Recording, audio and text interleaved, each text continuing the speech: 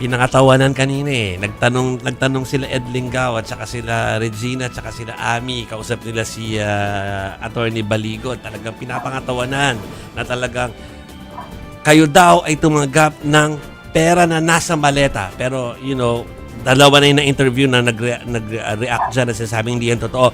Pero kayo ay bibigyan din namin ng pagkakataon. Go, Ma'am Franz. Well, Jovi, talagang we deny vehemently itong sinasabi na nakatanggap daw ang mga former Makabayan reps ng ng maleta. Hindi natin alam kung ano 'yon, at very timing itong ginagawang ito ng mga distraction sa atin ngayon, sa amin ngayon, especially that sa mga susunod na araw ay didinggin na yung impeachment complaint against kay VP Sara Duterte, yung final ng ng Makabayan, at ngayon ay nagkakaroon din ng mga pre-trial hearing, confirmation of charges kay former President Duterte sa ICC. Kaya timing ito, na tingin natin ay pan-distract ito muli doon sa mga mahalagang usapin. At lalo na tayo ay nakafocus doon sa ating mga kampanya para sa pagpapanagot ng mga kurakot at saka yung paghingi ng hustisya sa ating mga biktima ng EJK, pamilya ng mga biktima rin ng mga EJK. So, yung unang-una, nakita natin dito, syempre, unsigned statement.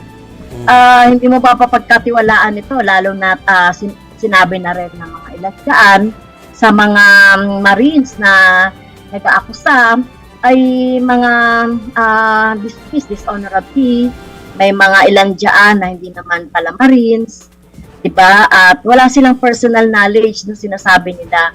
Parang basta in-enumerate lang yung mga pangalan ng mga kongresista at ilang mga personality dyan sa page 15 to 16, yung sinasabi nilang joint affidavit. At dahil nakikita lang daw nila kami sa TV, at saka sa mga ilan daw na mga encounter sa Congress ba yan o kung saan. Kaya hindi ito mag-hold ng water at nakita natin talaga dito na mga invento, chismis, sa esensya, mga general allegations. So, ito ay napansin natin yung orchestrated na pamamaraan ng isa na namang ako na naman yung nagsasabi ng pagpupusit, pusit tactics para ilihis ang usapin na napakahalaga ngayon na pinag-uusapan ng ating mga mamamayan. Yung impeachment, yung ICC, yung mga pagpapanagot sa mga kurakot mula sa tuktok, 'di ba? So talagang tina-timing nila sa mga mahalagang issues natin. Oo, pero ma'am, kung ito ay pusit tactic, sabi nga po ninyo, nililihis lamang yung usapin. Pero bakit kayong target sa tingin ninyo? Well, kami kasi yung masugid, Maricel, na lalong-lalo na yung papel namin doon sa Quadcom, yung sa usapin ng pag-iimbestiga doon sa extrajudicial killings, ang Makabayan talaga yung masugid na talagang talagang nandoon sa lahat halos ng mga hearings. Pangalawa, sa impeachment, number one din kami na nag-file ng impeachment complaint against kay VP Sara Duterte, at nakita natin nung magsulputan itong mga akusasyon na ito, nagsulputan din yung mga nakita namin mga DDS na mga pages, at nandoon, parang talagang orchestrated ng mga DDS, mga supporter ng Duterte. Itong itong mga usapin na ito, itong mga chismis na ito, or akusasyon. Oo, so sinasabi po ninyo na hindi random yung mga na name, like for example kayo po si Kong Barbers, Kong De Lima, 2nd District Representative dati na Marikina, Stella Kimbo, Kong Adyong, Ortega, pero nandiyan din po si COMELEC Chairperson George Garcia at si General Torre. George Garcia po, bakit po kaya? Kasi hindi ito random kung sinasabi po ninyong tactic for distraction. Yes, so hindi lang ako privy no doon sa yung issue naman nila kay COMELEC chair no George Garcia. No, pero doon sa aming doon sa amin, yung sa mga kongresista at mga senador at iba pa mga personalidad, mapapansin niyo nandoon din si Congressman Laila De Lima Mhm. na talagang nag-imbestiga yan ng extrajudicial killing sa Davao when she was the Justice Secretary sa panahon ni Pinoy. No, nandoon din si Tito Soto, si SP Tito Soto na nagsasabi na pag pumunta sa kanya yung impeachment complaint ay talagang immediately ay Hindi- talagang Hindi lang namin mabasa yung reaction ni Tito Sen dahil masisensor Yes. kami. Masisensor kami. Oo, parang may pahayag kasi si Tito Sen na pag dumating daw yung impeachment sa kanya ay sa kanila sa Senado ay i-hear agad. So, makikita mo yung commonalities doon sa mga karamihan sa mga personalities, mga congressmen na nandoon na talagang nagki-criticize at mga nagki-criticize mga nagpahayag sa impeachment at iba pang mga anomalya. Sabi nga yung Correct. na-monitor ko kanina yung ilang political analyst na nag-comment rito. Parang pakyawan nga daw yung Nilahat na. Nilahat Yes. lahat ng pwedeng kasi pag lahat kayo sinik out ng media, na busy na nga yung media sa pagko-cover doon sa dahig. Busy na nga kami sa araw-araw, may EDSA pa kanina. Kailangan namin isa-isahin yung mga inakusahan nila. Wala na talagang oras ang wala nang oras ang lahat. Pati kayo mga inakusahan, imbis na meron kayong gagawing iba, nakapako na kayo doon sa pagre-react tungkol dito. Wala tayong magagawa. Talagang kailangan natin i-deny. Kung hindi, lalagpas ito sa punto na gagawin at ulit-ulitin nila yung ganitong taktika, Ma'am. Yes, tama ka, Jovi, parang wholesale. Sabi nga namin, wholesale na pagdadawit ng mga dating congressman, saka present na congressman, saka mga personalities na ang common doon ay mga active sa Quadco, mga nagtestigo sa Quadco, may mga pahayag, yung meron pa doon parang kumampi doon kay BBM na meron dalawang doon personality. Kaya talagang talagang halatang-halata mo kung kanino nang galing etong misinformation na to. Kanino po?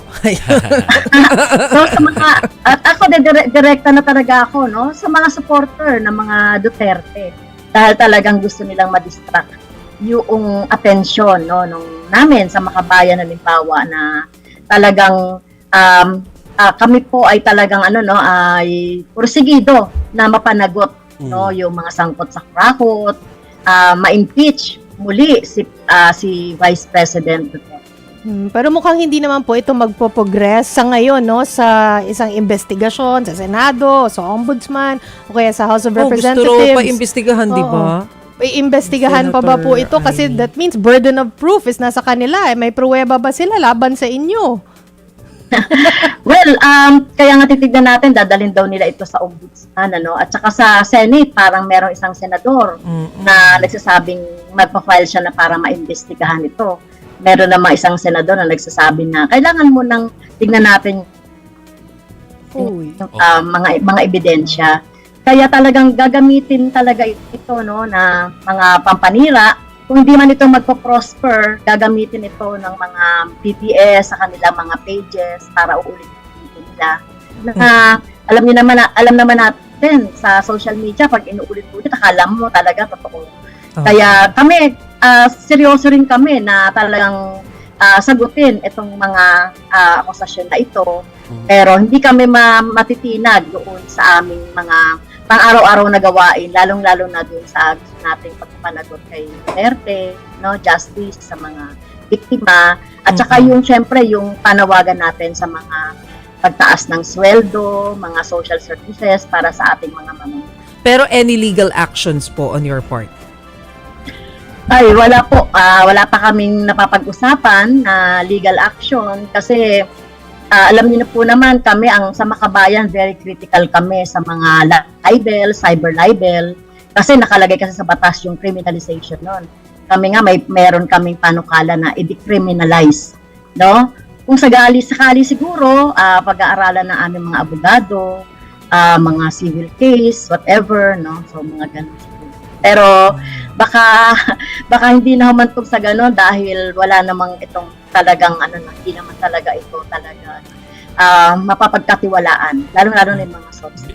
Ma'am Francia, bilang dati kayong mambabatas, tingin nyo ba ay magfo-fall doon sa tinatawag daw na sabi ng mga political analysts na trap yung mga lawmakers ngayon na talagang itong akusasyon na to ay madala sa lower or sa upper chamber para imbestigahan?